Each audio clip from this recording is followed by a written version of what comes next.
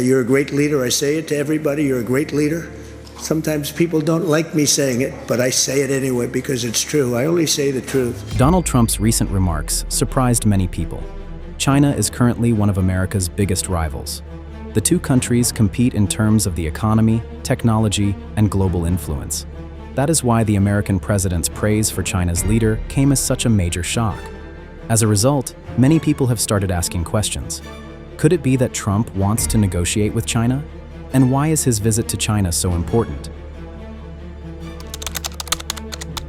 First, let's take a look at this handshake.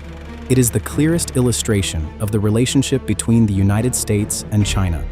Deep down, neither side is truly happy with the other, yet they still cannot separate from one another. These two economies have become deeply intertwined through decades of globalization. According to data from the U.S. Trade Representative, total trade in goods and services between the two countries reached approximately $658.9 billion in 2024. That is an enormous number. It shows that the economic relationship between the two nations remains massive despite years of strategic tension. This dependency is most visible in global industrial supply chains. The United States still needs China's large-scale manufacturing capacity. This is especially true in electronics, technology components, and industrial materials. From smartphones to electric vehicle batteries, many American products still rely on Chinese parts or raw materials. Rare earth minerals are especially important. China currently controls most of the world's rare earth processing industry. These materials are critical for high technology, clean energy, and defense manufacturing. On the other hand, China also cannot fully separate itself from the United States. Beijing still needs the American consumer market. The US dollar remains the world's dominant reserve and settlement currency. That makes it extremely difficult for Chinese companies and banks to operate completely outside the financial system led by the United States. Because of this, many experts believe that a complete economic separation between the United States and China is almost impossible in the near future. Moreover, Washington is now facing growing economic pressure from its own trade confrontation with Beijing. Donald Trump's hardline tariff policies were originally designed to pressure the Chinese economy. So it's 67%, so we're going to be charging a discounted reciprocal tariff of 34%. I think. However, over time, many negative effects started to hit the American economy itself. Tariffs increase the cost of imported goods. This raises production costs for American businesses. In the end, American consumers have to pay higher prices for many products. According to research from the Peterson Institute for International Economics, most of the costs created by US-China tariffs were ultimately borne by American businesses and consumers. As mentioned earlier, the reason is that many American companies still depend heavily on Chinese factories and supply chains. The COVID-19 pandemic clearly exposed this reality. When Chinese factories shut down or experienced disruptions, many American businesses faced severe shortages of goods and components. According to data from the U.S. Bureau of Labor Statistics, U.S. inflation reached its highest levels in decades during 2022 and 2023. Energy prices, food prices, and consumer goods all surged sharply. This became an extremely sensitive issue for any American administration because it directly affected voters and economic growth. Washington has been forced to balance strategic competition with domestic economic stability. Reuters reported that recent negotiations between the United States and China focused on tariff reductions, aviation, agriculture, and market access. This reflects an important reality. Trump cannot simultaneously maintain a full-scale trade war with China, control inflation, and protect U.S. economic growth at the same time. These three objectives often directly conflict with one another. If tariffs remain too high, prices in the United States will continue to rise. If supply chains face greater disruptions, American businesses will come under even more pressure. If economic growth slows down, financial markets and employment will also be affected. That is why Trump himself has been forced to negotiate directly with Beijing, even as strategic competition between the two countries continues to intensify. Donald Trump's visit to Beijing was also driven by the crisis in the Middle East. The conflict involving Iran has pushed the global energy market into a fragile state. One of the biggest concerns is the Strait of Hormuz. This narrow waterway lies between Iran and Oman. According to the U.S. Energy Information Administration, nearly 21% of the world's oil supply passes through this route every day. That amounts to roughly 21 million barrels of oil. If this shipping lane were blocked, the global economy could face a massive shock within just a few days. That is exactly why China has suddenly become extremely important to the United States. China is currently the largest buyer of Iranian oil. Reuters and the International Energy Agency have reported that Beijing continues to purchase most of Tehran's oil exports despite Western sanctions. Iran depends heavily on this oil revenue to sustain its economy. At the same time, China has become one of Tehran's most important economic and political partners. In 2021, the two countries even signed a 25-year cooperation agreement covering energy, trade, and infrastructure. That completely changed the geopolitical chessboard. This means Beijing may have far greater real influence over Iran than many American allies do. For Trump, this is a reality that cannot be ignored. The president wants Beijing to pressure Iran to avoid pushing the region into a larger war. We do not want the Strait of Hormuz to be closed. We do not want oil prices to explode, and Washington certainly does not want to become trapped in another long and expensive war in the Middle East. In reality, energy prices are directly affecting American politics. Imagine walking into a grocery store and realizing that everything costs more than before. Higher fuel prices drive up transportation costs. Businesses are forced to raise prices to offset those expenses. Household bills become heavier and harder to manage. Meanwhile, inflation becomes more difficult to control. If the situation continues, even global supply chains could face the risk of collapse. And that is a nightmare for any American president. Trump understands those dangers very clearly. That explains why he views China not only as a rival, but also as a necessary power in this crisis. But behind all of this, there may be an even deeper strategic calculation at play. Specifically, it involves a place called Taiwan.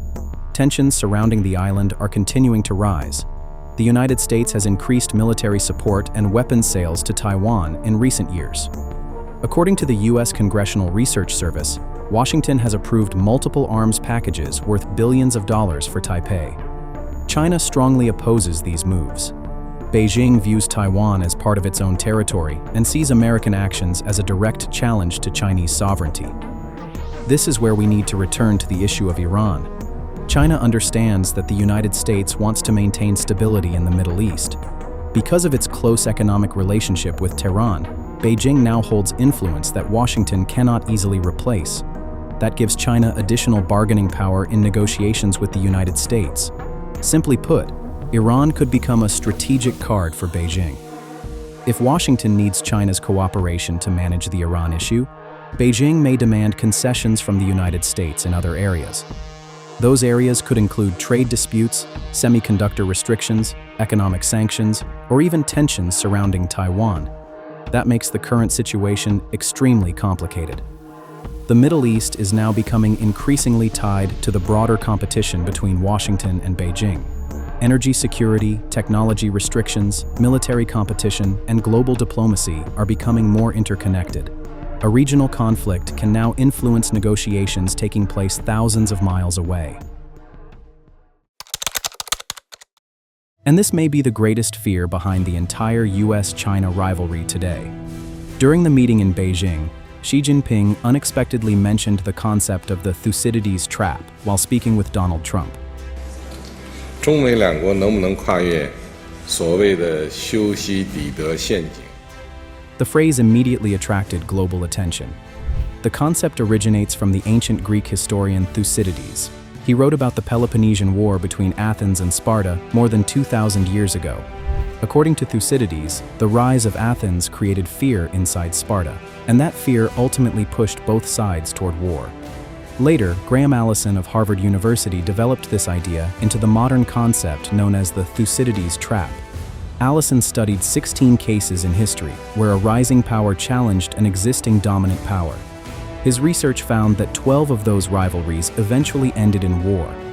That is why many experts today compare China and the United States to Athens and Sparta. The numbers show why this comparison has become so serious. China is now the world's second largest economy. According to data from the World Bank and the International Monetary Fund, China accounts for roughly 18% of global GDP. The country also possesses the world's largest manufacturing sector. Meanwhile, the United States still leads in global finance, military alliances, and advanced technology. This creates direct competition across nearly every major strategic sector, and that competition is becoming increasingly dangerous. That is why Xi Jinping mentioned the Thucydides trap during his meeting with Trump. Beijing wants to avoid a direct war with Washington. However, China also wants the United States to accept its growing global influence. Meanwhile, many American officials fear that China's rise could eventually challenge America's dominant position in Asia and across the world. That is what makes this moment historically significant. The question is whether these two superpowers can continue competing without falling into the same trap that destroyed Athens and Sparta thousands of years ago. That is something only the future can answer. So what impacts could emerge after this meeting? If tensions between the two superpowers ease, positive effects could appear almost immediately. Global financial markets would become more stable. Investor sentiment would become less fearful. Shipping costs and raw material prices could also decline. This is especially true if Washington and Beijing can find common ground on Iran and the Middle East. Pressure on energy markets could decrease significantly. That would help stabilize global oil supplies and reduce the risk of another wave of global inflation. That is probably the best-case scenario that both we and President Donald Trump hope to see. If that scenario becomes reality, he could be praised as the leader who helped reduce tensions related to Iran. Many supporters could view him as a strong negotiator capable of handling global crises. This could give Trump additional political advantages, both domestically and internationally. However, failure would also carry major risks. If tensions in the Middle East continue to escalate, Trump could face heavy criticism from political opponents and international observers. Critics may argue that he failed to control the crisis. Not only the United States, but America's European allies are also facing this problem following the war in Ukraine. Because of this, any new oil shock today could create massive ripple effects across the global economy. Beyond energy, international supply chains are also being directly affected by this meeting. After the COVID-19 pandemic and years of trade war tensions, major corporations began realizing that excessive dependence on China could become a strategic risk. As a result, a strategy known as China Plus One has become increasingly popular. This concept is a strategy created by major corporations. Instead of placing all factories, investments, and production chains only in China, many companies have started opening additional manufacturing facilities in other countries. Simply put, China Plus One is a strategy of not putting all your eggs in one basket. For example, an electronics corporation may still keep most of its supply chain in China because the country possesses strong industrial infrastructure, skilled labor, and a highly developed manufacturing ecosystem.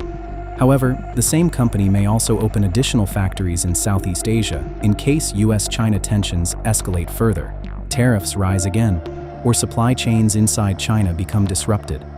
This strategy helps businesses reduce geopolitical risks and increase flexibility in global supply chains. That is why many other countries are benefiting from the current wave of manufacturing relocation. However, China Plus One does not mean completely replacing China. Research from McKinsey & Company and the World Economic Forum shows that global manufacturing networks still revolve heavily around China. Even when companies move factories to Southeast Asia, they still often import raw materials or industrial components from China.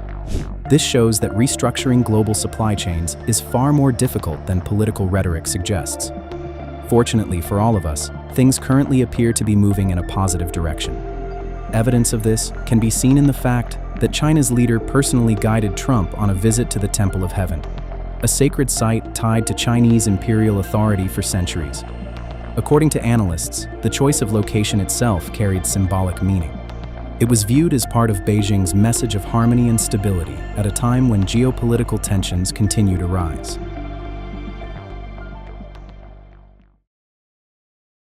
From President Trump's visit, we can see one of the most important realities of modern geopolitics.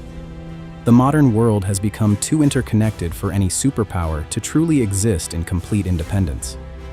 Globalization has created a system where nations compete fiercely, while still being forced to depend on one another in order to maintain economic growth and strategic stability.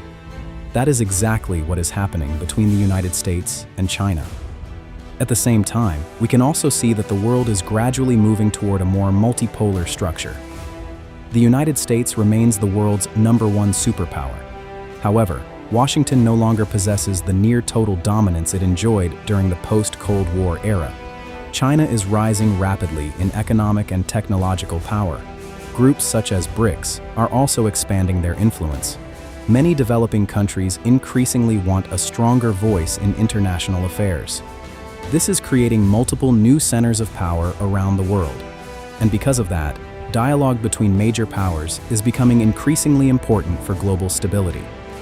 Trump's visit to Beijing may not eliminate the strategic rivalry between the United States and China. However, it shows that both sides understand that uncontrolled confrontation would create enormous consequences for the entire world. In the end, this story is not just about Trump, China, or even the Middle East. It is about how fast the world is changing. Old alliances are shifting, new powers are rising, and global crises are becoming more dangerous and unpredictable than ever before. The decisions made by world leaders today may affect billions of lives tomorrow. That is why understanding geopolitics is no longer optional. It has become part of understanding the future itself. This is World Insider. If you enjoyed this video, don't forget to like, subscribe, and turn on notifications so you won't miss more fascinating stories about the world.